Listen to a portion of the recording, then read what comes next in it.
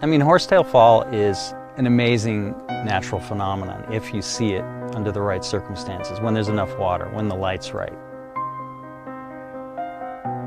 This thin ribbon of water just glowing neon orange with the cliff and the shade behind it, so it just seems like it has its own sort of light, that there's nothing else creating it.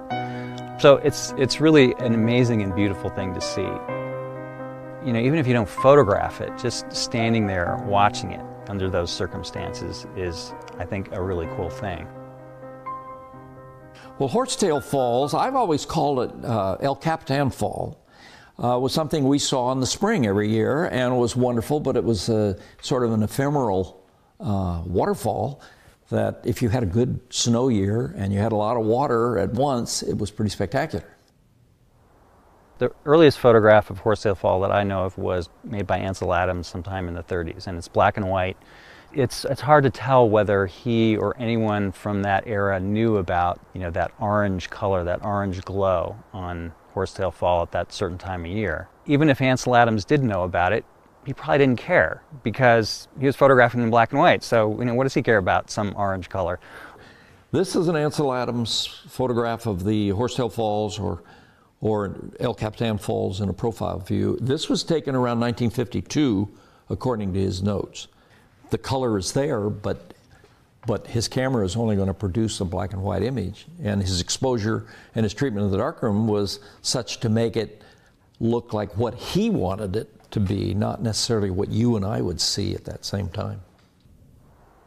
The first photograph of that neon orange glow on Horsetail Fall that I know of, or I think anyone knows of, was made by Galen Rowell, very famous photographer, in 1973, I think.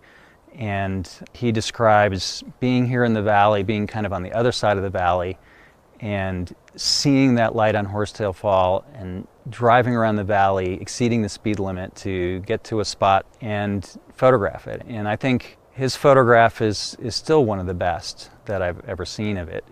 Hi, I'm Tony Rowell. We're at the Mountain Light Gallery in Bishop, California.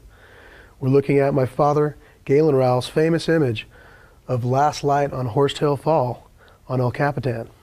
38 years later, after thousands of people have photographed the fall, I think he would be flattered that so many people are coming to photograph this rare phenomenon. Well, we're here because we want to see the famous fire falls. I'm here because he wants to see it. I'm the photographer. Well, you don't get to see this in anywhere in the world, I think. This is a most special waterfall, glowing in red. Where do you get there? Yeah. Well, it looks a little bit like the old firefall that they used to have off of Glacier Point. The firefall basically was around 5 in the afternoon. They would build a bonfire, light a bonfire of red fir bark right on the edge at Glacier Point. And it burned down, and usually by about 9 o'clock, it was just a pile of red coals. And they had these long pushers. They opened the little gate and started pushing, and they tried to keep a steady flow of the coals going over the edge until all the coals were gone.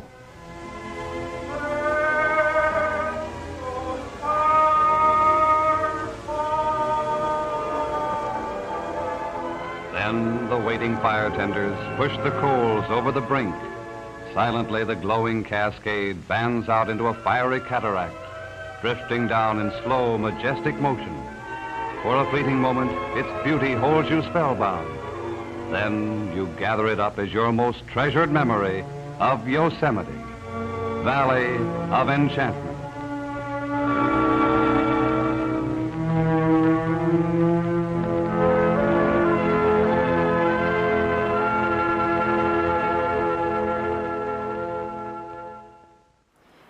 We're hoping to capture that fleeting moment when nature kind of comes together and produces something spectacular. I think if the sunlight cooperates and the clouds don't come in, we could have something that'll be really special. Trying to photograph Horsetail Fall gives you an appreciation for the movement of the sun, the changing angles of the sun during the year, the changing water flow from the snowpack and the temperature. It only occurs in February for a 2-week period and doesn't occur every single year. It depends on if there's water flowing, if you've got a nice clear sky. If you have any clouds or any fog, you won't get this. So you may miss it for years. It may not occur.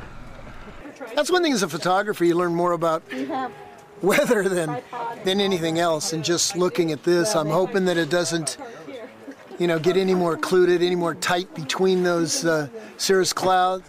As the sun's starting to set, the shadows will run across the face of El Capitan.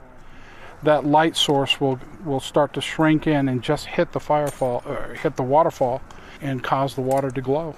Yellow, orange, red. Makes it look like lava.